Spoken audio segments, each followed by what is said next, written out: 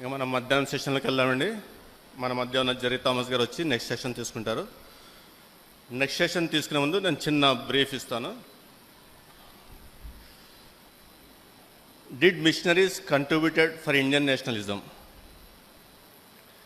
ఈ మధ్య కాషాయవాదులు వస్తున్నారు చేసి గోల్వాల్ గారిని ఒక నేషనలిస్ట్గా, భారత మత ముద్దు బిడ్డగా, ఒక ప్రవక్తగా, ఒక సెయింట్గా చిత్రీకరిస్తున్నారు. నిజానికి గోల్వాల్కర్ రాసిన అవర్ నేషన్హుడ్ పుస్తకాన్ని చదివితే అవర్ నేషన్హుడ్ పుస్తకం అనేది ఆర్ఎస్ఎస్కు బైబుల్ లాంటిది. అందులో అతను ప్రోత్సహించేది కులతత్వాన్ని, జాత్యహంకారాన్ని. అతనికి క్రైస్తవులు, ముస్లింలు సెకండ్ సిటిజన్గా ఉండాలి, హిందువులు మాత్రమే ప్రథమ పౌరులుగా ఉండాలి భారతదేశంలో, హిందూ రాష్ట్రం అవతరింపబడాలనే ఉద్దేశంతో ఆయన ఉన్నాడు. ఆయనని ఇప్పుడు నేషనలిస్ట్గా ప్రదర్శిస్తున్నారు మన ముందు. అలాగే సావర్కర్, వీర్ సావర్కర్ గురించి ఎంత చెప్పినా తక్కువే. భారతదేశానికి ఇండియన్ ఆర్మీ నిర్మించడానికి బోస్ గారు రిక్రూట్ చేస్తుంటే, ఈ బోస్ గారు రిక్రూట్ చేస్తున్న ఆర్మీతో పోరాటం చేయడానికి బ్రిటిష్ వారికి మనుషుల్ని నియమించింది సావర్కర్. అతను ఇప్పుడు దేశభక్తుడు, గొప్ప దేశభక్తుడు. అతని వీర్ సావర్కర్ అని ఒక నేషనలిస్ట్గా మన ముందు ప్రదర్శిస్తున్నారు. ఇటువంటి తరుణంలో అసలు మిషనరీస్ వల్ల నేషనలిజం అనేది భావం వచ్చిందా, లేకపోతే ఎవరి వల్ల వచ్చిందనేది తెలుసుకోవాల్సిన ఆవశ్యకత ఎంతైనా ఉంది. దాని గురించి వివరించడానికి జెర్రీ థామస్ గారిని వేడుకపైకి ఆహ్వానిస్తున్నాను. Praise the lord. దేవునికి స్తోత్రం కలుగును గాక. దిస్ ఆఫ్టర్నూన్ సెషన్, ఈ మధ్యాహ్న session is going to be initially an history session. చాలా ఎక్కువ భాగము చరిత్ర చదివేదిగా ఉంటుంది. Because we need to know the history. ఎందుకు అనంటే మనకు చరిత్ర తెలియటం చాలా ప్రాముఖ్యమండి. When we know the history, we will know how much the Christians have contributed even for the nationalism. మనము చరిత్ర తెలుసుకుంటే ఈ భారతదేశ నిర్మాణంలో నేషనలిస్టులుగా లేకపోతే జాతీయవాదులుగా ఎలా క్రైస్తవులు ఈ దేశాన్ని కట్టారు అని కూడా అర్థమవుతుంది. You might have heard this news in July 6, 2018. July 6, 2018లో ఈ న్యూస్ మీరు చదివి ఉండొచ్చు. That Christians did not participate in freedom struggle. BJP MP గారు అంటున్నారు, క్రైస్తవులు భారతదేశము స్వతంత్ర సమరంలో వాళ్ళు పాల్గొనలేదు అని అంటుంటారు. We cannot blame him. ఆయనను మనం ప్రస్తుతానికైతే ఏం మాట్లాడలేం, కానీ because the only history books he might have read is from RSS shakhas. ఎందుకు అనంటే ఆర్ఎస్ఎస్ వాళ్ళు రాసుకుండే హిస్టరీ పుస్తకాలు ఆయన చదివి ఉండొచ్చు బహుశా. ఇన్ బంచ్ ఆఫ్ థాట్స్ అనే పుస్తకంలో గురు గోల్వాల్కర్ గారు he said the same thing. ఆయన కూడా ఇదే మాట మాట్లాడారు. ఇన్ పార్ట్ 2 చాప్టర్ 12, రెండవ భాగము 12వ అధ్యాయంలో he said Christians did not participate in freedom struggle. ఆయన అంటారు క్రైస్తవులు భారతదేశ స్వాతంత్ర సమరయోధులుగా ఎప్పుడూ లేరు అని చెప్తాడు. So we know that BJP MP is reading this book and he is only repeating it. We cannot blame him. ఎందుకంటే మనము ఆయన కూడా తప్పట్టక్కర్లేదు. ఎందుకంటే ఆయన కూడా వెళ్ళి ఆర్ఎస్ఎస్ శాఖలోనే చదువుకున్నాడు కదా, అంటే ఆయన స్థాపించిన శాఖనే కదా, కాబట్టి ఆయన చెప్పేదే వాళ్ళు వింటారు, వాళ్ళు చెప్పేది ఈయన వింటాడు.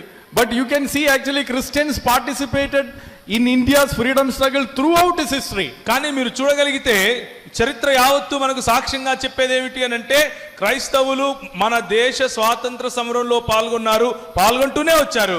Just to give some examples, కొన్ని ఉదాహరణలు మీకు చెప్తాను. In 1887, 1887, in the third annual congress, మూడవ వార్షిక కాంగ్రెస్ సభలో 15 Christians participated as the delegation. 15 మంది క్రైస్తవులు డెలిగేట్స్ గా పాల్గొన్నారు. In 1889, 1889లో among the 10 women delegates, 10 మంది స్త్రీ డెలిగేట్స్ లలో total there are 10 women delegates, out of them 3 were Christians. 10 మంది డెలిగేట్స్ ఆ సభలో రిసోర్స్ పర్సన్స్ గా ఉంటే వాళ్ళలో 3 క్రైస్తవులే. Similarly, there are numerous Christians who have participated in India's struggle. అలాగే చాలా ఎక్కువ మంది భారతదేశ స్వాతంత్ర సమరంలో క్రైస్తవులు పాల్గొన్నట్లుగా చరిత్రలో దాఖలాలు ఉన్నాయి. For example, one more example. ఉదాహరణకు ఇంకొక ఉదాహరణ చెప్తాను. సుశీల్ కుమార్ రుద్ర గారు He was the first Indian principal of St. Stephen's College. Saint Stephen college కు ఉన్నటువంటి మొట్టమొదటి భారతీయ ప్రిన్సిపల్ గా ఉన్నారు ఆయన. Non-cooperation's movement draft was initially prepared in his house. వాళ్ళ ఇంట్లో కూర్చుని సహాయ నిరాకరణ ఉద్యమం అన్నది మొదలైంది. దాని గురించిన రణనీతి అక్కడే మొదలైంది. In his house they prepared it for the non-cooperation movement. ఆ సహాయ నిరాకరణ ఉద్యమం అన్నది వాళ్ళ ఇంట్లో కూర్చుని రూపకల్పన చేశారు.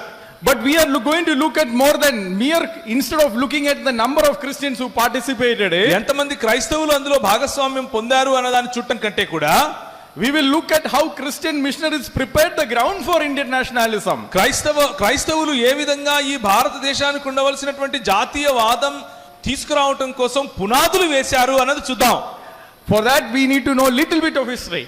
దానికి అది తెలుసుకోవటం కోసం కొంచెం చరిత్ర మనం చూడాలి. There was no Indian nationalism in India. ఆ భారతదేశంలో ఎప్పుడూ కూడా అంతకు మునుపు భారతదేశము అన్నటువంటి పేరు మీద జాతీయవాదం లేకపోతే జాతీయవాదం అన్నది లేదు. We are all taught in school, మనందరికీ కూడా స్కూల్లో ఏం నేర్పించారంటే, which is the first freedom struggle.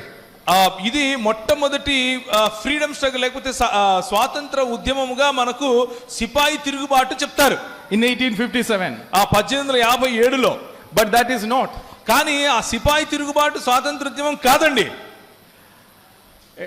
When India got independence, భారతదేశానికి 1947లో స్వాతంత్రం వచ్చినప్పుడు, in 1952, 1952లో Indian government appointed a committee, a group of historians to write the freedom struggle, history of freedom struggle. భారతదేశం యొక్క స్వాతంత్ర సమరం అన్నటువంటి చరిత్రను రాయటం కోసం కొంతమంది చరిత్రకారులను భారతదేశ ప్రభుత్వము నియుక్తపరిచింది. Government appointed Professor Dr. Ramesh Chandra Majumdar as the chief editor of that committee. ఆ కమిటీ మొత్తానికి చీఫ్ ఎడిటర్ గా డాక్టర్ రమేష్ చంద్ర మజుందార్ గారిని నియమించారు. We all know that he is a preeminent historian. ఆయన మనందరికీ తెలిసిన విధంగానే అందరూ పేరు మోసినటువంటి చరిత్రకారుడు. He said Sipai mutiny is not a freedom struggle. ఆయన అంటాడు సిపాయి తిరుగుబాటు అసలు స్వాతంత్ర యుద్ధం కానే కాదు.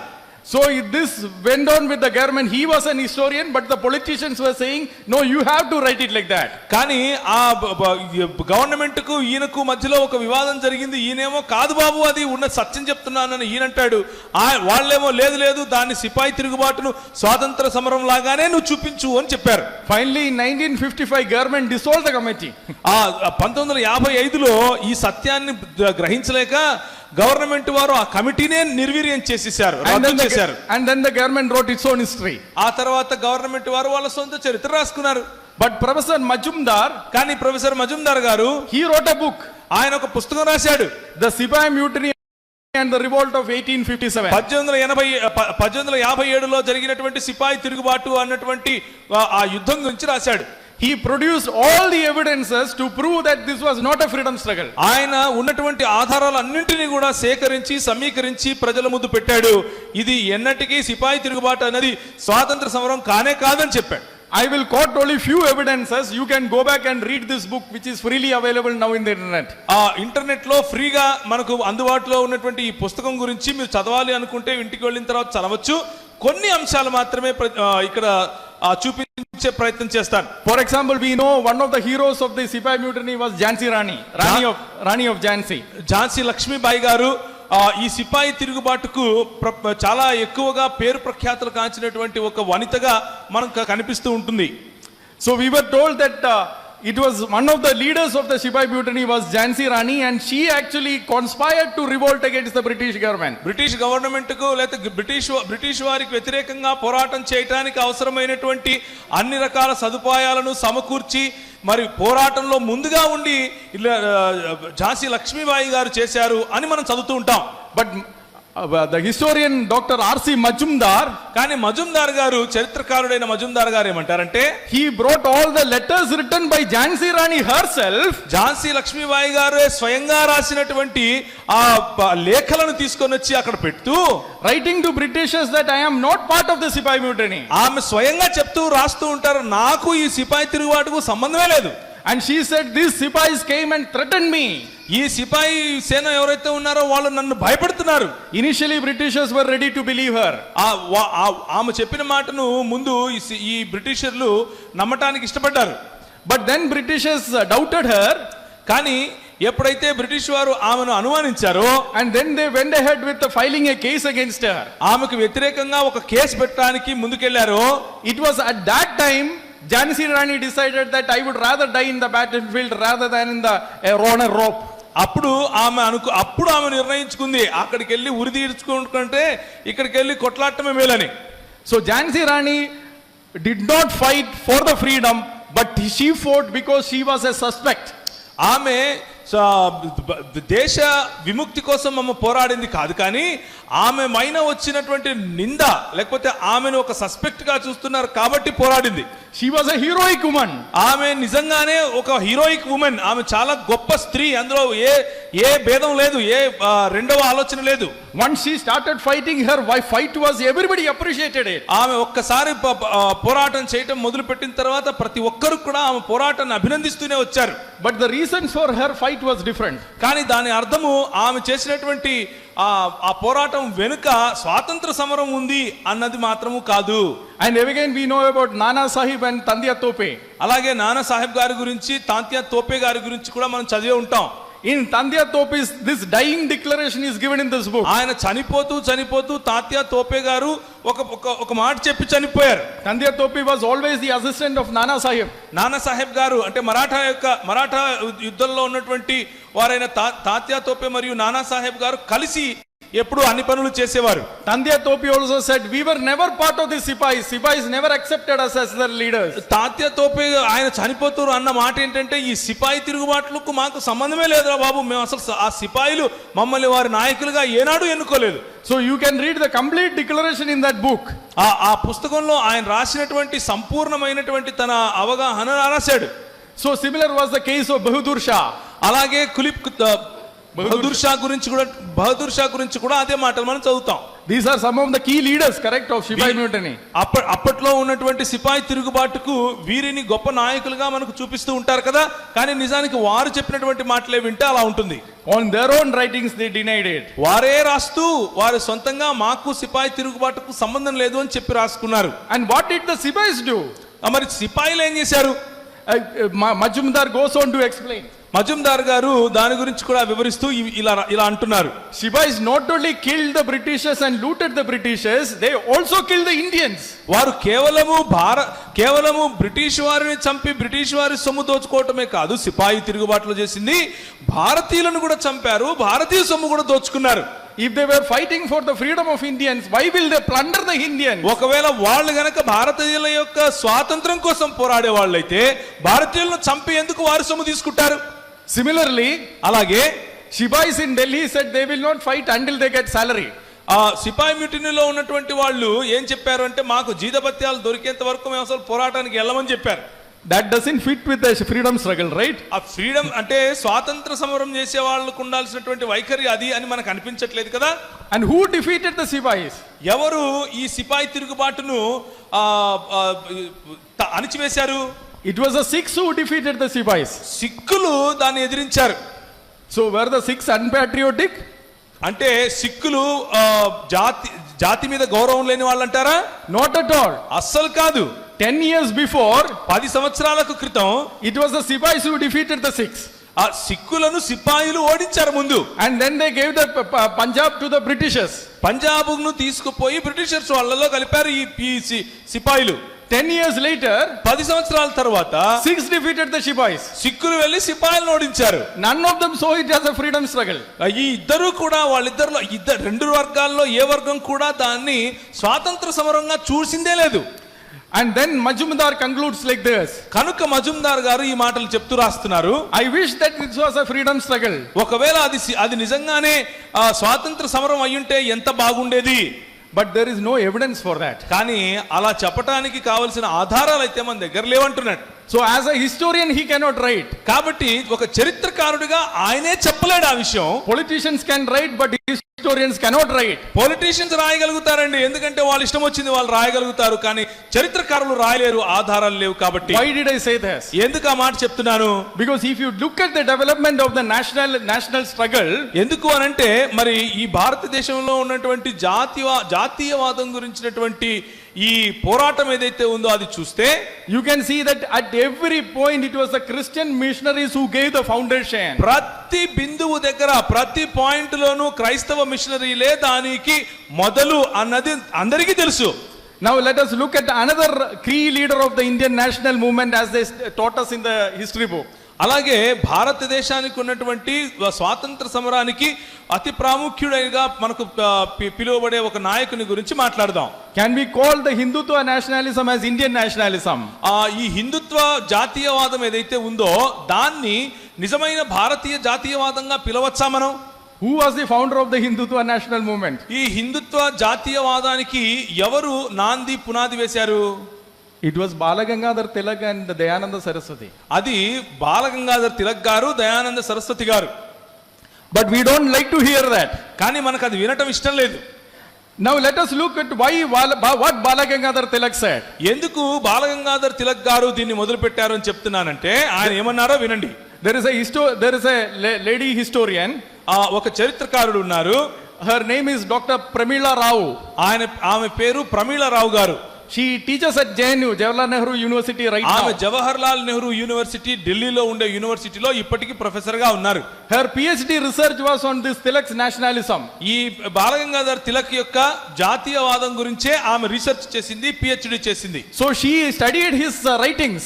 ఆయన రాసినటువంటి ఆయన రచనలన్నీ కూడా ఆమె చాలా తీక్షణంగా చదివింది, రీసెర్చ్ చేసింది. And she was shocked by his articles. ఆయన రాసినటువంటి ఆ ఆర్టికల్ చూసి ఆమెకు చాలా షాక్ గురి అయింది ఆమె.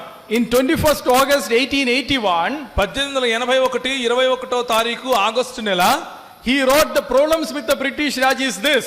ఆయన బ్రిటిష్ వారితో ఉన్నటువంటి సమస్య ఇది అంటూ, They are not supporting the zamindars.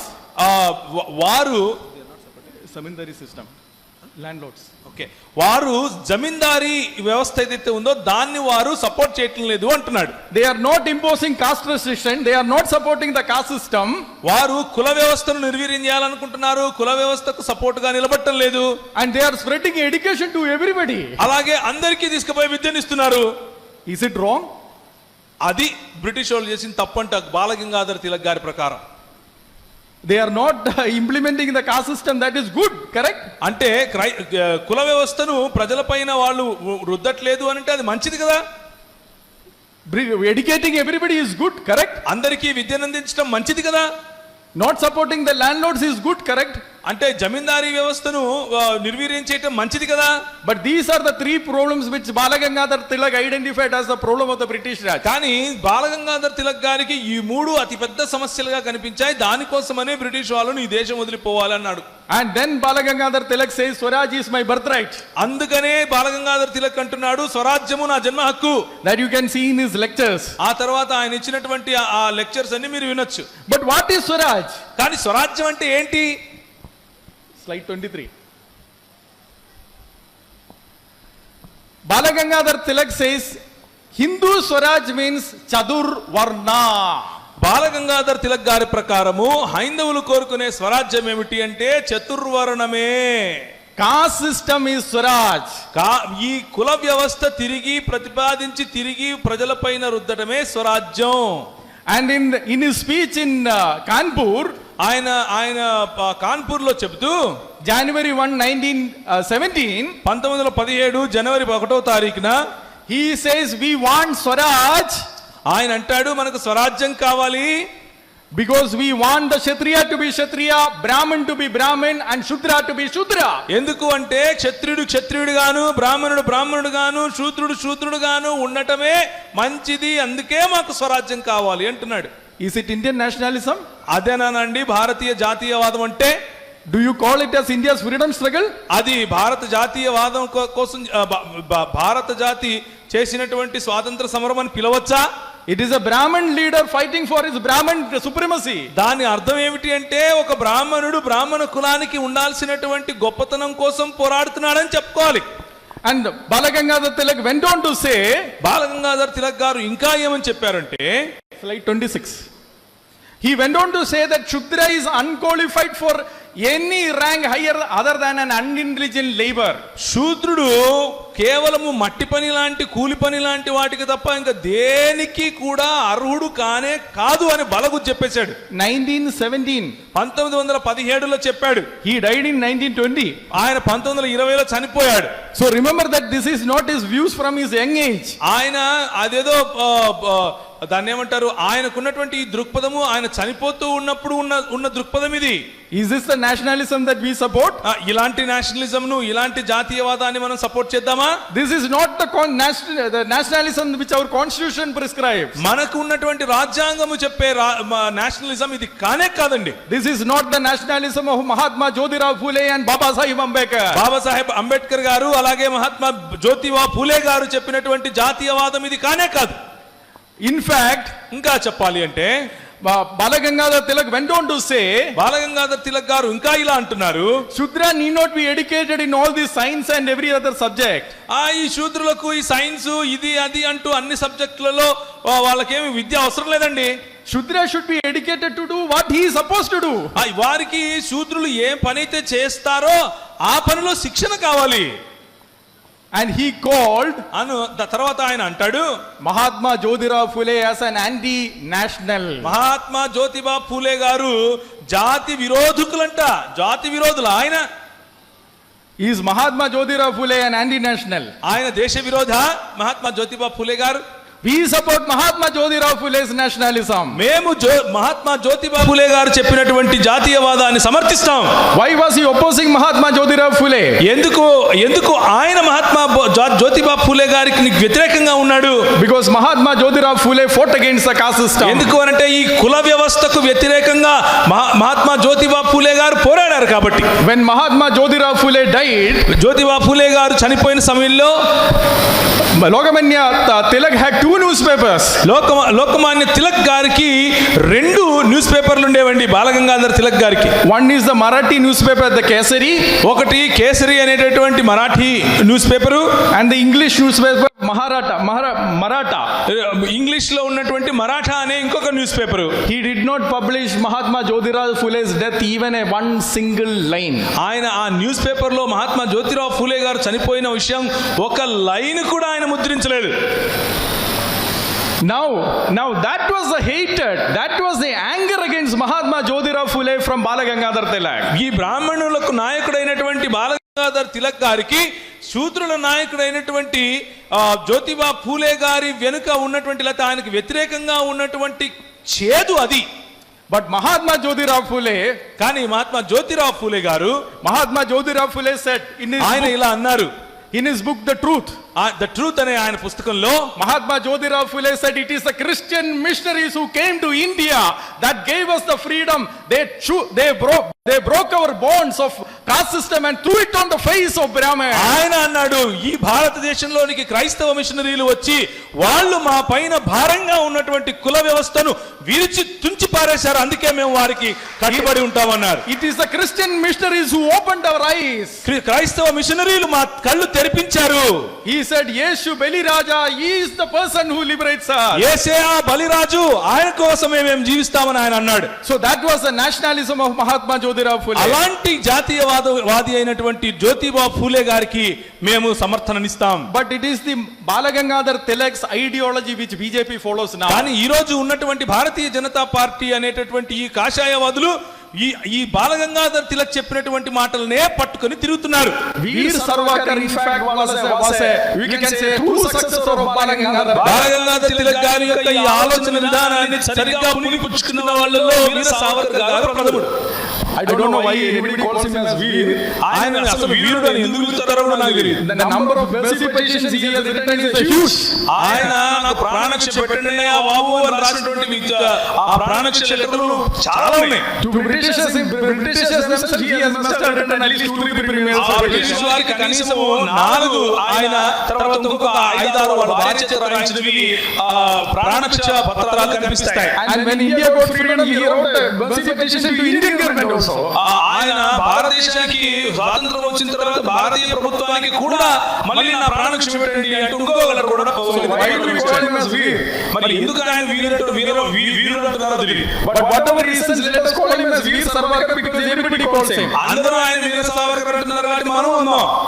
In his book Essentials of Hindutva, ఆయన ఎసెన్షియల్స్ ఆఫ్ హిందుత్వ అనే తన పుస్తకంలో chapter 1, మొదటి అధ్యాయం page 27, 27వ పేజీ he said caste is a nationalistic institution. ఈ కులము అన్నది జాతిని నిర్మించే జాతీయవాదానికి సంబంధించినటువంటి విధానమట. So caste is a nationalistic institution. అంటే కులమే ఈ జాతికి మూలమంట. And anybody who opposes this as an anti-national. అంటే ఈ కులాన్ని ఎవరైతే వ్యతిరేకిస్తారో వారు జాతి విరోధులు. That is why Arun Shourie could write a book worshipping the false god about Baba Sahib Ambedkar. అందుకనే అరుణ్ శౌరి గారు బాబాసాహెబ్ అంబేద్కర్ గారి కి వ్యతిరేకంగా రాసినటువంటి పుస్తకాన్ని రాశారు. Now, according to Veer Savarkar, వీర సావర్కర్ గారి ఆలోచన విధానంలో if Christians and Muslims wants to stay in India, క్రైస్తవులు మరియు ముస్లింలు భారతదేశంలో ఉండాలి అంటే they must stay as a second class citizen without demanding any rights. వాళ్ళు వారికి ఉన్న అన్ని హక్కులు పక్కన పెట్టేసి రెండవ శ్రేణి మనుషుల్లాగా బతకాల్సిందే. Is this the Indian nationalism?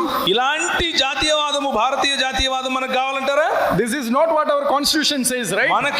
మనకున్నటువంటి భారతీయ రాజ్యాంగం నేషనలిజం గురించి మాట్లాడట్లేదు కదా. What the constitution is should be our Indian nationalism. మన కాన్స్టిట్యూషన్ అయినటువంటి మన రాజ్యాంగం ఏదైతే చెప్తుందో అది మనకు నిజమైనటువంటి జాతీయవాదం అవుతుంది. Same was repeated in words by M.S. Golwalkar గారు కూడా ఇవే మాటలు తను రాసినటువంటి పుస్తకంలో మాట్లాడతారు. He described caste as a God's manifestation. ఆయన గోల్వాల్కర్ గారు అంటే ఆర్ఎస్ఎస్ స్థాపించిన వాళ్ళలో వీళ్ళు ప్రముఖులు. ఆయన ఏమంటున్నాడు అనంటే ఈ కుల వ్యవస్థ అన్నది దేవుడే స్వయంగా ఇచ్చినటువంటి ఒక సిస్టమ్ అండి ఇది. How he describes from Rigveda Mandala 10. ఋగ్వేదము 10వ మండలం. He says, oh, Brahmin is the head. 10వ మండలం చదువు అంటాడు బ్రాహ్మణుడు తల నుంచి వచ్చాడు. And we all know how it goes on. ఆ తర్వాత ఎలా వెళ్తుందో మనందరికి తెలుసు అది. He says this is the manifestation of God. ఇది దేవుని యొక్క ప్రత్యక్షత, దేవుడే ఇచ్చినటువంటి సిస్టమ్ ఇది. And he goes on to say in Bunch of Thoughts, the same book, part 2, chapter number 10. Bunch of thoughts అనే పుస్తకం 10వ అధ్యాయంలో he says caste is the highest of evolved society. Of all the societies in the world, caste is the best. ప్రపంచంలో ఉన్నటువంటి అన్ని విధానాల కంటే కూడా అన్ని సంస్కృతులలో కంటే కూడా కుల వ్యవస్థ అన్నదే సర్వశ్రేష్టం అని చెప్తున్నాడు.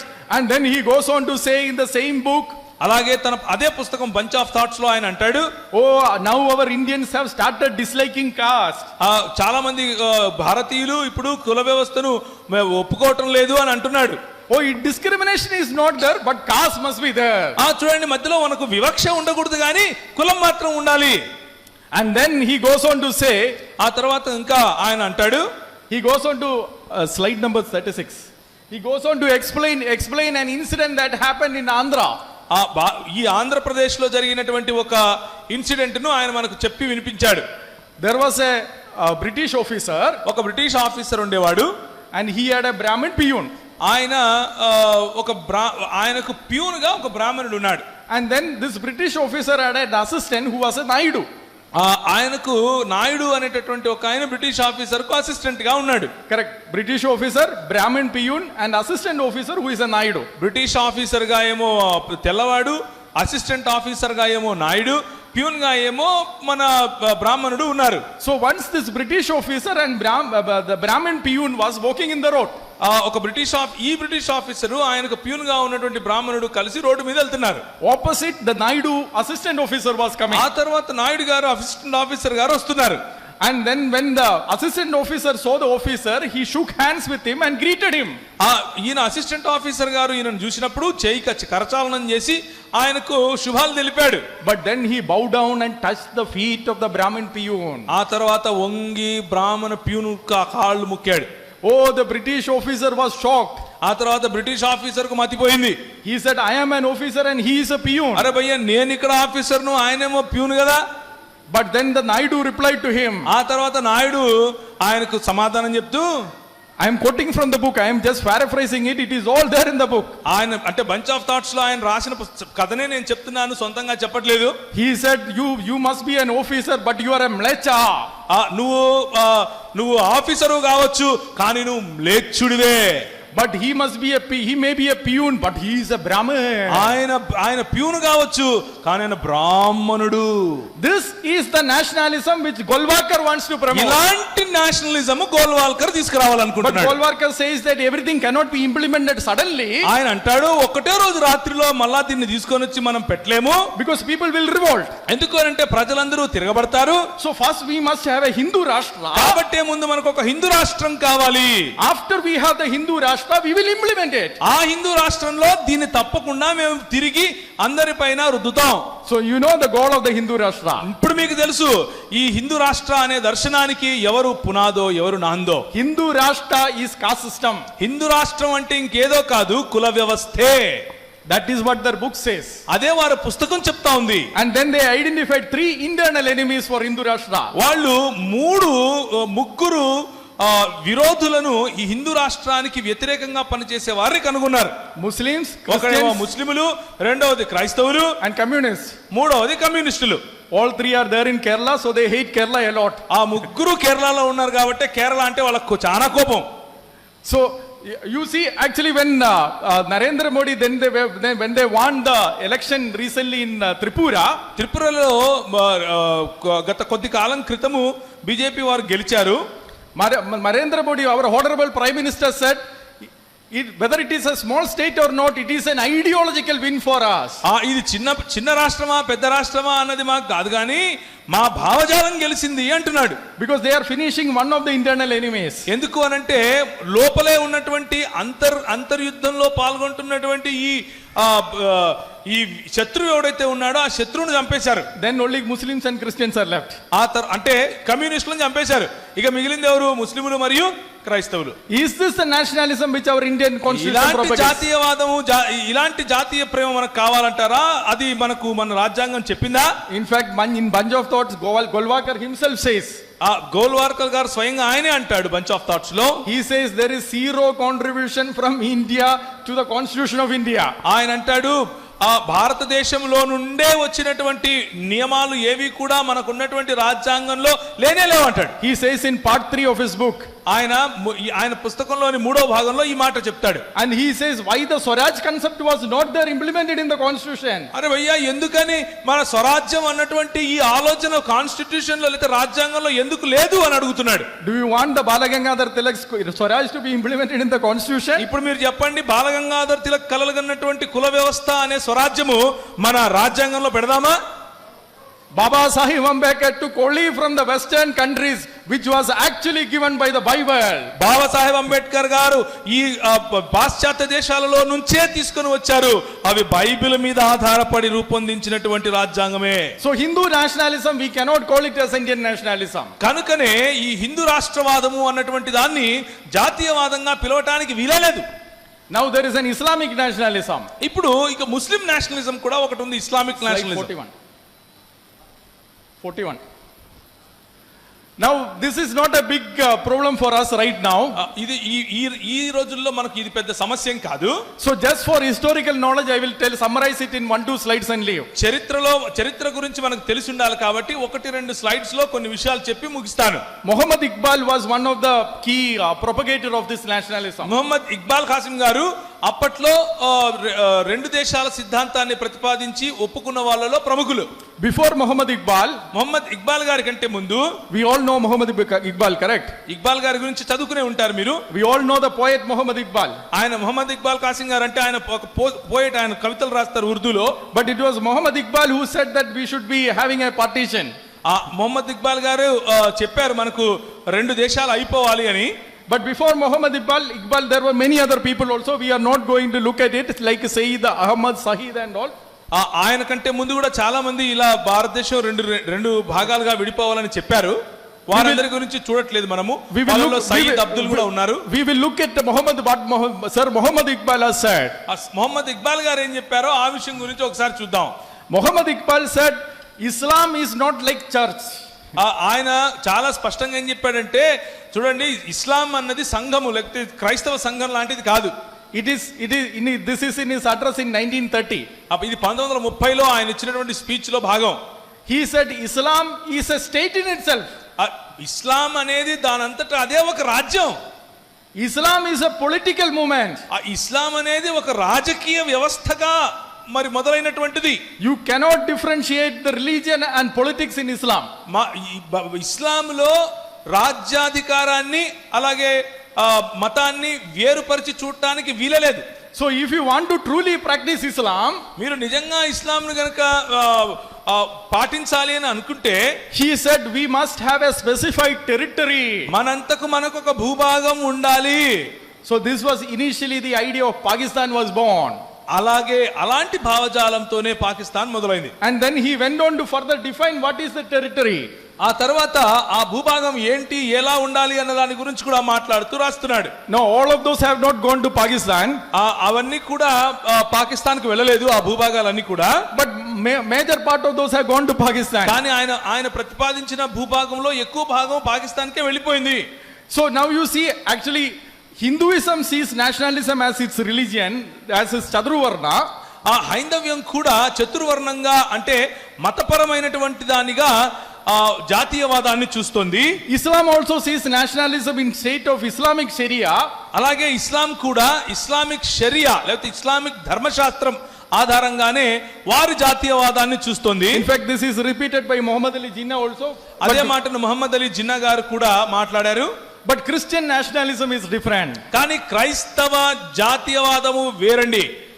The Christian nationalism is the nationalism that which accepted our Indian constitution accepted the Christian definition of nationalism. క్రైస్తవులు ఏ జాతీయవాదానికైతే నిర్వచనం ఇచ్చారో దాన్నే ఈ రోజు మన దగ్గర ఉన్నటువంటి రాజ్యాంగము అంగీకరించింది. In John chapter 18 verse 36, యోహాను సువార్త 18వ అధ్యాయము 7-8 వచనాల్లో Jesus Christ said, my kingdom is not of this world. 36వ వచనంలో ఆయన అన్నాడు, నా రాజ్యము ఈ లోకముకు సంబంధించింది కాదు. So he differentiated religion and politics. ఆయన చాలా స్పష్టంగా రాజ్యాధికారాన్ని అంటే ఈ లోక రాజ్యాధికారాన్ని ఆయన రాజ్యాన్ని ఆయన ప్రత్యేకపరిచేశాడు. And he said in Matthew chapter 23 verse 23, ఆయన మత్తయి సువార్త 23వ అధ్యాయం 23వ వచనంలో he said three things are very important. మూడు విషయాలు చాలా ప్రాముఖ్యం. Justice, mercy and faith. ఆయన న్యాయము, కనికరము మరియు విశ్వాసము చాలా ప్రాముఖ్యం అని అన్నాడు. So we know what the Christians ought to fight for. మనకు తెలుసు ఇప్పుడు దేని గురించి మనం పోరాడాలో. We are not going to have a Christian nation, but we are going to fight for justice. మనము క్రైస్తవ రాజ్యం కోసం పోరాడం కానీ న్యాయం కోసం పోరాడాలి.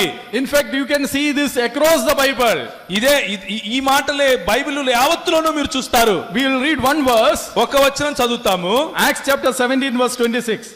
అపోస్తలుల కార్యములు 17వ అధ్యాయము 26వ వచనము.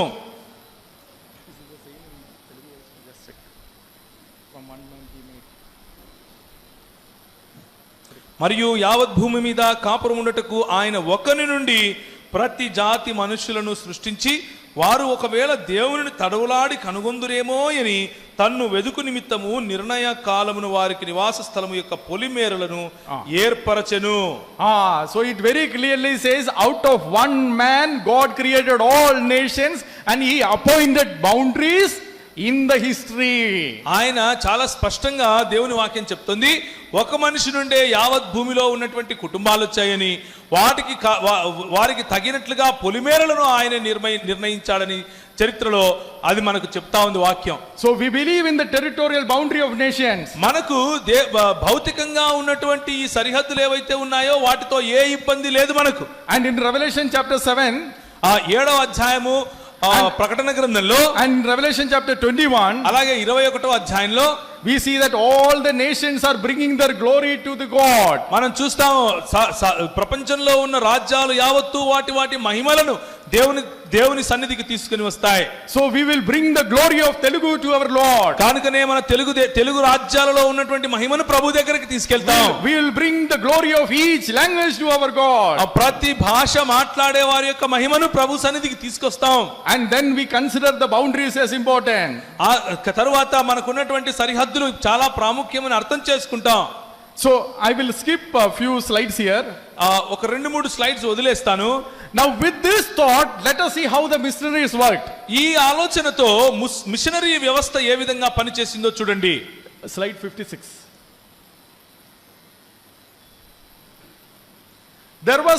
We initially began by saying that there was a Sipai mutiny. Sipai rebellion was not the original freedom fight. మనము ఇంతకు ముందు చూసుకున్నట్లుగా సిపాయి తిరుగుబాటు అన్నది మొట్టమొదటిసారిగా చేసినటువంటి స్వాతంత్ర సమరం కాదు అని మనం చూసేసుకున్నాం. Then what is the first India's freedom struggle? మరి భారతదేశంలో జరిగిన స్వాతంత్ర సమరం ఏది మొట్టమొదటిది? Some historians calls the Indigo Revolt as the first proto-nationalism of India. IndiGo rebellion అన్నది భారతదేశంలో జరిగినటువంటి స్వాతంత్ర సమరానికి మొత్తానికి కూడా ముందు జరిగింది అని మనకు చెప్తున్నారు చరిత్రకారులు. It is a seed of the Indian nationalism. ఇది ఒక విత్తనంగా పనిచేసింది భారతీయ జాతీయవాదం వైపుకు ప్రజలను నడిపించడానికి. Not completely the Indian nationalism, but the seed of the Indian nationalism was there. భారత జాతీయవాదం అంతా ఇందులో ఉందని కాదు, కానీ దానికి అవసరమైనటువంటి విత్తనం ఇందులో ఉంది. Indigo revolt happened in Bengal, Krishnanagar district, Bengal. Krishna Nagar జిల్లాలోని బెంగాల్ ప్రాంతంలో కృష్ణానగర్ జిల్లాలో ఇండిగో రెబెలియన్ అనేది జరిగింది. There were British planters. అక్కడ బ్రిటిష్ వారు ఉన్నారు. And they employed Indians. భారతీయులను పనికి పెట్టుకున్నారు. But they were almost like bonded servants. కానీ ఆ పనివారు మొత్తానికే దాన్ని ఏమంటారు, వాళ్ళ బడుగు బంట్లైపోయారు. Like slaves. వారు బానిసలు, కట్టు బానిసలు. And many of these landlords, ఈ జమీందారీలు ఎవరైతే ఉన్నారో, who were Britishers, బ్రిటిష్ వారు ఈ సందర్భంలో supported some missionaries as well. వీళ్ళు మిషనరీలను కూడా ఒప్పుకునేవారు. But missionaries, when they saw this injustice, కానీ మిషనరీలు వీళ్ళకి వ్యతిరేకంగా నిలబడి in 1855, 1855లో there was a missionary conference in Calcutta. కలకత్తాలో జరిగినటువంటి మిషనరీ కాన్ఫరెన్స్ లో, And in the missionary conference, one of the paper presented was this. ఈ మిషనరీ కాన్ఫరెన్స్ లో వాళ్ళు ప్రవేశపెట్టినటువంటి ఒక పేపర్ ఏంటి అని అంటే, The influence of zamindari system. ఈ జమీందారీ వ్యవస్థ తీసుకొచ్చినటువంటి ప్రభావం. You must see actually what all it was the conference of all the Protestant missionaries. It was not just the Baptist, LMS or CMS. All of them came together and had a conference. కేవలము బాప్టిస్టులు లేకపోతే లూథరన్లు లేకపోతే London machine వారు మాత్రమే కాదు, అందరూ కలిసి చేసినటువంటి ఒక కాన్ఫరెన్స్ ఇది కలకత్తాలో. And the Protestant missionaries said, we must bring it to notice, we must end this zamindari system. ఈ జమీందారీ వ్యవస్థను మనం కూకటి వేళ్లతో పారేయాల్సిందే అన్నటువంటి నిర్ణయం తీసుకున్నారు. I mentioned about Balagangadhar Tilak in the initial slides. Balgangadhar Tilak గారి గురించి ముందు నేను మాట్లాడాను, మీకు గుర్తుంది. So it is after this revolt that the Britishers started being against the Semindaris, and Balagangadhar Tilak had a problem with that. ఈ క్రైస్తవ మిషనరీలు మొదలుపెట్టినటువంటి ఈ పని ద్వారా బ్రిటిష్ వారు జమీందారీ వ్యవస్థకు వ్యతిరేకంగా చట్టం చేస్తే దాని కారణంగా బాలగంగాధర్ తిలక్ గారికి కోపం వచ్చింది. So this was one of the impact, not directly, but one was the impact. ఇది ఏదో డైరెక్ట్ గా జరిగింది కాదు, కానీ ఒకానొక విత్తనము లాంటి పని. So in that a missionary presented a paper in 1855. ఈ కాన్ఫరెన్స్ లో 1855లో ఒక మిషనరీ పేపర్ చదివాడు. So they listed all the cruelties and injustice that these bonded people are going through at the hands of zamindars. ఈ జమీందారు వ్యవస్థలో ఉన్నటువంటి ఈ బానిసలు ఎలాంటి భయంకరమైనటువంటి పరిస్థితులు గుండా వెళ్తున్నారో వాటన్నిటిని ఒక లిస్ట్ గా రాసి చూపించారు. And then they said, this is not the love of God. అప్పుడు వారు అన్నారు, ఇది దేవుని ప్రేమ కాదు. He said, if we love one another, ఆయన అన్నాడు, మనము ఒకరినొకరం ప్రేమిస్తే we should stand for the justice of the other. మనము ఇంకొకరి యొక్క కష్టంలో వారికి తోడుగా నిలబడాలి. we should stand and fight for them. వారి కొరకు నిలబడి మనం పోరాడాలి. If the Indians had this concept of loving one another, ఈ భారతీయుల్లో గనక ఒకరినొకరు ప్రేమించుకునే ఈ గుణం ఉండి ఉంటే they would have stood firm together and fought for the justice. ఈ జమీందారీ వ్యవస్థకు వ్యతిరేకంగా న్యాయం కోసం కలిసి పోరాడేవారేమో. And then they said, if they are remain in the slaves, కానీ వారు గనక అలాగే బానిసలుగా ఉండిపోతే unless we uplift them socially, వారిని మనం సామాజికంగా పైకి ఎదిగేలా చేయనంత వరకు how will they even listen to the gospel? ఏ విధంగా వారు మనం ఇచ్చే సువార్తను కూడా అంగీకరిస్తారు? When your stomach is empty, వారి హృదయం వారి పొట్ట నిండకుండా ఖాళీగా ఉంటే how will your ears be open? వాళ్ళ చెవులు ఎలా వినబడతాయి వారికి? So they said, we must fight for this poor కనుక people. మిషనరీలు అన్నారు, ఈ పేదవారి కోసం, ఈ బానిసల కోసం మనం పోరాడాలి. That was in 1855. ఇది 1855లో జరిగినటువంటి అంశం. And the missionaries formed a subcommittee అప్పుడు మిషనరీలందరూ కలిసి ఒక సబ్ కమిటీ తయారు చేశారు. to investigate further ఇంకా వెళ్లి లోతుగా పరిశీలించడానికి and prepare a detailed report. ఒక విస్తారమైనటువంటి ఒక రిపోర్ట్ తయారు చేయడానికి. By the time this first paper was already there in the newspapers. ఇది జరిగిన వెంటనే ఇదంతా కూడా న్యూస్ పేపర్ లో పబ్లిష్ అయింది. And the landlord started fighting, attacking the missionaries. అప్పుడు జమీందారులు వచ్చి మిషనరీలను కొట్టడానికి, వారిని హింసించడానికి మొదలు పెట్టారు. And then both the missionaries prepared the report. ఆ తర్వాత అయినప్పటికీ మిషనరీలు ఈ రిపోర్ట్ తయారు చేశారు. And in 1856 1856లో they petitioned the government that there must be an inquiry into this landlord system. Government వారికి అర్జీ పెట్టుకుని ఈ జమీందారీ వ్యవస్థలో చాలా మార్పులు రావాలి అని చెప్పారు. So missionaries stood for the Indians. కనుక ఈ భారతీయుల కోసము నిలబడి పని చేసింది మిషనరీలు. And the landlord said there must be an inquiry that these are the missionaries are the one who is creating sedition in the land. ఈ జమీందారులేమో వాళ్ళు ఒక అర్జీ పెట్టుకున్నారు, మిషనరీల కారణంగా మన దేశంలో కొంచెము దాన్ని ఏమంటారు, గలిబిలి మొదలైంది అని. They said when the missionaries and the seminaries fought with each other, మిషనరీలకు మరియు జమీందారులకు మధ్య వాగ్వివాదం జరిగింది. finally government rejected the missionary petition. తర్వాత గవర్నమెంట్ వారు మిషనరీలు పెట్టినటువంటి అర్జీని తిరస్కరించారు. But the missionaries did not give up. కానీ మిషనరీలు అంతటితో పట్టు వదలలేదు. Missionaries went to the British Parliament. ఆ తర్వాత బ్రిటిష్ పార్లమెంట్ కు వెళ్లారు. And they petitioned the British Parliament. British parliament లో వారు అర్జీ పెట్టారు. And then they stood firm and made an inquiry commission into the British. బలంగా నిలబడ్డారు. ఇంకా పరిశోధించడానికి, ఇంకా లోతులకు వెళ్లి దాన్ని పరిశీలించడానికి జమీందారీ వ్యవస్థను వారు అర్జీ పెట్టారు. And finally the commission was formed. ఆ తర్వాత ఒక కమిషన్ మొదలైంది. And when the commission was formed, missionaries said, where is the representative for the farmers, poor farmers? ఆ కమిషన్ అన్నది ఏర్పడిన తర్వాత మిషనరీలు వచ్చి ప్రశ్నించారు. బాగానే ఉంది, కమిషన్ ఒకటి వేశారు, కానీ ఇందులో ఆ కూలీలు ఎక్కడా? And then they said, missionaries said, we will fight for these poor people. ఆ కూలీల కోసం మేం represented the poor people. ఆ పేదవారి కోసము ప్రాతినిధ్యం వహించింది మిషనరీలు. And the missionaries stood and fought for the poor people. ఈ పేదవారి కోసం మిషనరీలు నిలబడి పోరాడిన కారణంగా and the Hindu Patriot, which was a Hindu newspaper, not the Hindu newspaper, Hindu Patriot in Bengal, బెంగాల్లో ఉన్నటువంటి హిందూ పేట్రియాట్ అన్నటువంటి ఒక news paper that said that it is the missionaries who articulated the cause of the poor people very well. ఆ Hindu news paper రాస్తుందండి, machineries చాలా స్పష్టంగా, ధైర్యంగా మరి ఈ పేదలకు ఉన్నటువంటి బడుగు బలహీన వర్గాలు ఏ కష్టం గుండా వెళుతున్నారో దాన్ని చాలా స్పష్టంగా చెబుతున్నారు అని వారు చెప్పారు. And finally, because of the missionary case, missionary argument, చివరికి మిషనరీలు ఇచ్చినటువంటి ఆ ఆర్గ్యుమెంట్ కారణంగా the landlords lost their case. ఈ జమీందారులు కేసు ఓడిపోయారు. And they had to reform. ఆ తర్వాత సమాజంలో మార్పులు వచ్చాయి. This is called as the proto nationalism, the first seed of nationalism. ఇది నిజమైనటువంటి జాతీయవాదము. జాతిని నిర్మించడానికి మిషనరీలు నాటినటువంటి మొట్టమొదటి విత్తనము. You can read that in the book Missionaries, Rebellion and Proto Nationalism, James Long of Bengal, Jeffrey A. Odie. Jeffrey A Odie గారు రాసినటువంటి rebellion and proto nationalism of missionaries అనేటువంటి పుస్తకంలో మీరు ఈ విషయాలు చూడొచ్చు. And this did not end there. అంతటితో ఆగిపోలేదండి. Let me tell you, this story needs to be repeated. ఇంకా చెప్పనివ్వండి, ఈ కథను మాటి మాటికి మనం తెలుసుకోవాలి. Landlords filed a case against the James Long, the missionary. ఆ మిషనరీ అయినటువంటి వ్యక్తి పైన James Long.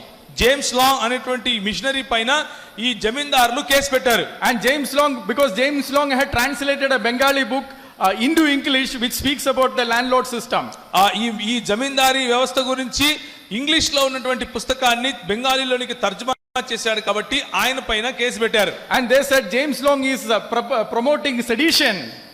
ఈ జేమ్స్ లాంగ్ అనే ఆయన భూభాగంలో ఒక రకమైన గలిబిలిని తీసుకొస్తున్నాడు అని చెప్పారు. And court actually sentenced James Long. ఆ కోర్టు జేమ్స్ లాంగ్ గారికి శిక్ష కూడా విధించింది. And at that time, ఆ రోజుల్లో 1861, 1861లో 1000 rupees was fined. 1000 రూపాయలు ఫైన్ కట్టాలి. At that time, 1000 rupees is a big amount. ఆ రోజుల్లో 1000 రూపాయలు చాలా పెద్ద Rokkam. You can buy acres and acres of land with that. ఆ 1000 రూపాయలతో ఎన్నో ఎకరాలు భూమి కొనుక్కోవచ్చు ఆ రోజుల్లో. And you know what happened? కానీ ఏం జరిగిందో మీకు తెలుసు కదా. In the court, all the Hindus, the Muslims, all the Bengali community was there. ఆ బెంగాలీ సమాజానికి సంబంధించినటువంటి హిందువులు ముస్లింలు అందరూ ఉన్నారు కూర్చుని అక్కడ. And when they saw that James Long was fined 1000 rupees, one of the Hindu came forward and said, I am paying the 1000 rupees completely. James long గారు నా దగ్గర 1000 రూపాయలు ఎక్కడున్నాయని ఆలోచించే సమయంలోనే ఈ హిందువులు ముందుకొచ్చి అన్నారు, నేను 1000 రూపాయలు కట్టేస్తాను అని అన్నాడు. And the missionary said this. ఆ మిషనరీ ఈ విధంగా అంటున్నాడు, Even if the court had fined them 10 times more, the Hindus were ready with the money to pay the fine completely for the James missionaries. Long గారు అంటున్నారు 10 రెట్లు ఎక్కువగా అంటే 10,000 రూపాయలు నాపై జరిమానా వేసినా కానీ ఈ సమాజం హిందూ సమాజంలో నుంచున్న వారు వచ్చి కట్టేసేవాళ్ళు. So then they saw that justice is above the caste and the race and everything. Justice is what we need to fight for. అప్పుడు వారికి అర్థమైంది ఈ కులము ఇది అది వాటన్నిటికంటే కూడా పైన న్యాయము ఉంది, కనుకనే క్రైస్తవ సమాజం న్యాయం కోసం పోరాడుతుంది. R.C.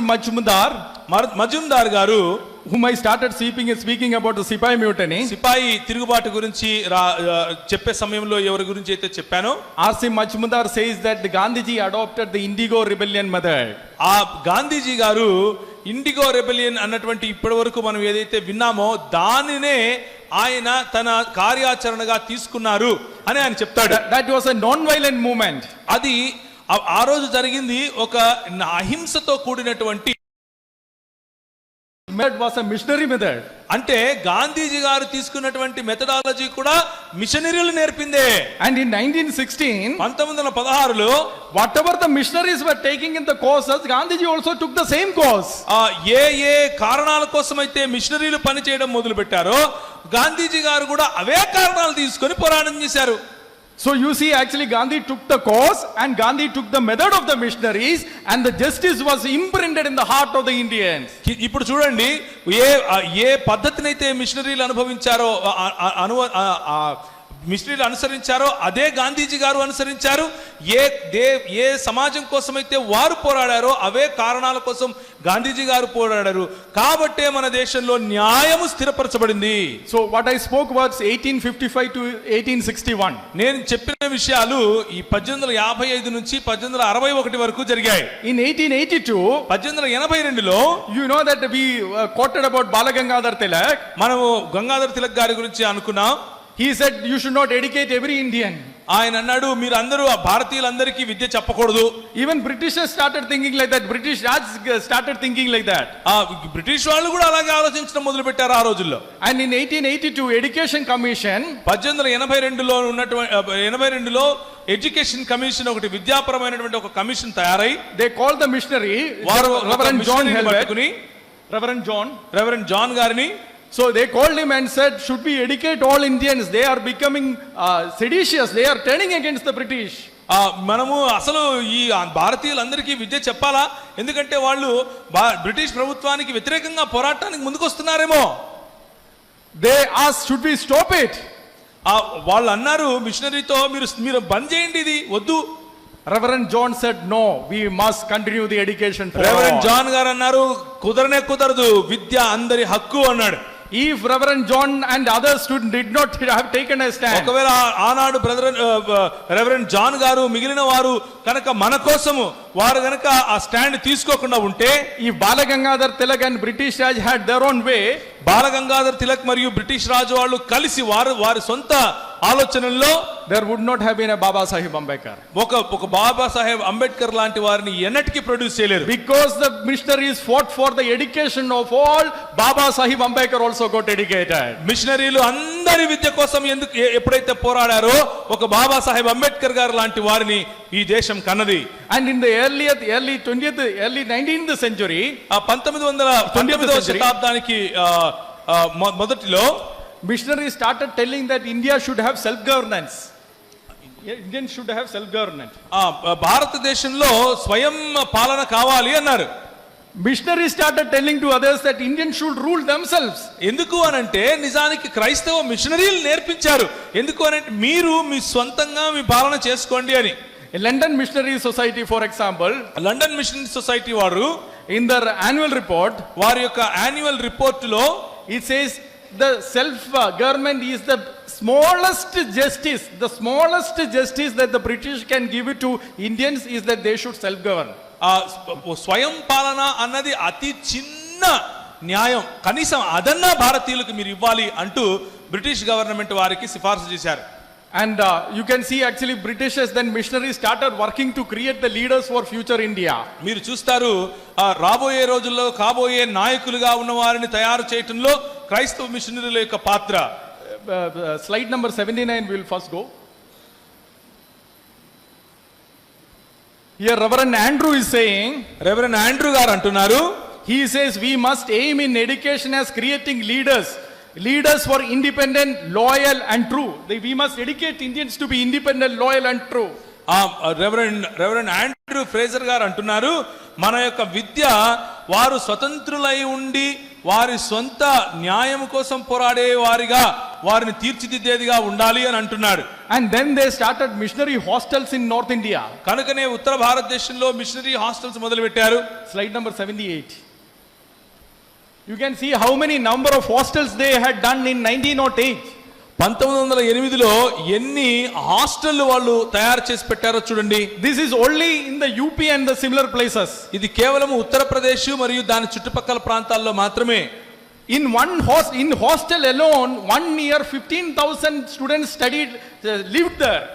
ఒక్క హాస్టల్లో 15,000కు పైగా పిల్లలు చదువుతారు. Why did they do that? ఎందుకు అలా చేశారు? They said hostel is a good atmosphere for us to train and mentor these young children to be the future leaders of India. రాబోయే రోజుల్లో మంచి నాయకులుగా తీర్చిదిద్దడానికి ఈ హాస్టల్ సిస్టమ్ లో మనం వారితో కలిసి వారిని మంచి శిష్యత్వంలో నడిపించొచ్చు అని నిర్ణయించారు. కాబట్టి Government also ran hostels. Government వారి దగ్గర హాస్టల్స్ ఉన్నాయి. But it was segregated in each caste had its own areas. అవన్నీ కూడా ఒక్కొక్క కులానికి ఒక్కొక్కది అన్నట్లుగా వారు చేసి పెట్టారు. But in missionary hostel they did not allow that. కానీ మిషనరీ హాస్టల్లో అలాంటివి ఏమీ లేవు. And in missionary hostel actually trained the people to elect their own representatives. వారి సొంత ప్రతినిధులను ఎన్నుకునేందుకు కూడా వారు అనుమతించారు. Now you think about it. మీరు దీని గురించి ఆలోచించండి. When Mahatma Gandhi came to the scene of Indian nationalism, మరి మహాత్మా గాంధీ గారు భారతీయ జాతీయవాదం గురించి ఆలోచించినప్పుడు, in North India there are 10,000s of people who are already trained to take up this cause of nationalism. లక్షల మంది భారతీయులు అప్పటికే మిషనరీల చేత మహాత్మా గాంధీ గారికి సహాయకరంగా ఉండగలిగినటువంటి నాయకులను తయారు చేసి పెట్టారు. Who trained them? ఎవరు తయారు చేశారు? And why did they train them? ఎందుకు తయారు చేశారు? They said we want them to fight for their country. వారి సొంత దేశం కోసము నిలబడి న్యాయం చేసుకోగల వారిని మేము చేస్తాం తయారు అని అన్నారు. కాబట్టి చేశారు. Missionaries gave the values. కాబట్టి క్రైస్తవ మిషనరీలు విలువలనిచ్చారు. Missionaries gave the method of non-violence. వారు క్రైస్తవ మిషనరీలు పరిధులను ఏర్పరిచి ఇచ్చారు. And missionaries trained Indians who are Hindus, Muslims, Christians to be the national leaders. అలాగే దేశ నాయకులుగా ఎదిగేటట్లుగా వారి కళాశాలల్లో పాఠశాలల్లో హిందువులను, ముస్లింలను, క్రైస్తవులను నాయకులుగా తీర్చిదిద్దారు. So did we create the Indian nationalism? ఇప్పుడు చెప్పండి, మనం భారత జాతీయవాదాన్ని నిర్మించామా లేదా? We gave the value. మనము విలువలనిచ్చాం. we created the infrastructure, మనం దానికి కావలసినటువంటి వసతులు తయారు చేసి పెట్టాం. we gave them the method how to do it, అలాగే ఏ విధంగా చేయాలి అన్నదానికి కూడా మనము ఆ మెథడ్ ను మనమే ఇచ్చాం. and many of the missionaries were deported because they were fighting for India's independence. ఇలాంటి భారతీయ స్వాతంత్రం కోసం పోరాడుతున్నారు అన్న కారణం చేత చాలా మంది మిషనరీలకు డిపోర్ట్ చేశారు, ఈ దేశం నుంచి పంపించేశారు కూడా. And finally when India became independent, చివరిగా భారతదేశం ఎప్పుడైతే స్వతంత్రం అయిందో, it was not Lokamanya Balagangadhar Tilak's nationalism that India adopted. Balgangadhar Tilak గారి యొక్క నేషనలిజం ని భారతదేశం తీసుకోలేదు. It was not Muhammad Iqbal's nationalism that India adopted. అలాగే మొహమ్మద్ ఇక్బాల్ గారు చెప్పినటువంటి జాతీయవాదాన్ని కూడా తీసుకోలేదు. It was James Long's nationalism that India adopted. James వారి న్యాయం కోసం పోరాడాలి అన్నటువంటి నేషనలిజమో అదే భారతదేశ రాజ్యాంగం తీసుకుంది. It was W.E.S. Holland's nationalism, Goal of India. He wrote a book called Goal of India. It was his nationalism that India adopted. Goal of India రాసినటువంటి మిషనరీ గారి యొక్క ఆలోచన పద్ధతిని మన రాజ్యాంగం తీసుకుంది, దాన్ని జాతీయవాదం అని పిలుస్తుంది. So my brothers and sisters, కనుక సహోదర సహోదరులారా, are we nationalists now? మనము జాతీయవాదులమా కాదా? We should be nationalists. మనము జాతీయవాదులం. This is our ఇది nationalism. మన జాతీయవాదం. We should now stand up and fight for the cause of justice. మనము న్యాయం కోసం పోరాడే సమాజంగా ఉండాలి. If we don't fight for the cause of justice, మనము ఇప్పుడు గనక న్యాయం కోసం పోరాడే వారంగా ఉండకపోతే we are not taking the work of those missionaries. మనము ఆనాడు మన కోసం పోరాడినటువంటి మిషనరీ వ్యవస్థతో కలిసి పనిచేసే వారముగా, వారి వారసులముగా పిలువబడలేం. We know how many missionaries actually fought for the Dalits of Andhra Pradesh. Andhra Pradesh లో ఉన్నటువంటి దళితుల కోసం ఎంత మిషనరీలు పోరాడారో మీకు తెలియని విషయం ఏం కాదు. So they were not merely distributing tracts, which they were doing. కేవలము వాళ్ళు వెళ్ళి కరపత్రాలు పంచడమే పరిచర్య అని గనక చేసి ఉంటే, అలాంటి పరిచర్య చేస్తుంటే, They took up the cause of the poor and the needy. అలాంటి పరిచర్య చేయకుండా పేదల కోసము, బడుగు బలహీన వర్గాల కోసము నిలబడి పోరాడారు. And they taught us a new nationalism which was not there in India. కనుకనే నవభారత నిర్మాణంలో నూతన జాతీయవాదాన్ని మనకు నేర్పించారు. It was not Sipai mutiny. అది సిపాయి తిరుగుబాటు కాదు. It was Indigo rebellion that gave the seed of Indian కానీ nationalism. ఇండిగో రెబెలియన్ నిజానికి మన దేశ స్వాతంత్ర సమరానికి నిజమైనటువంటి పునాది అని చెప్పుకోవచ్చు. So as a church, let us take this nationalism and fight for our nationalism, our constitution nationalism, because that is the least that we can do for what the missionaries have done for us. కనుక మనము సంఘముగా నిలబడి ఈ న్యాయము కోసము, ఈ న్యాయ వ్యవస్థలో మనకి ఇచ్చినటువంటి నిజమైన జాతీయవాదం కోసం పోరాడే వారముగా మనం ఉండాలి. మనం అది గుర్తుంచుకోండి. May the name of our Lord Jesus Christ be glorified. ప్రభువైన యేసుక్రీస్తు యొక్క నామము మహింపరచబడును గాక.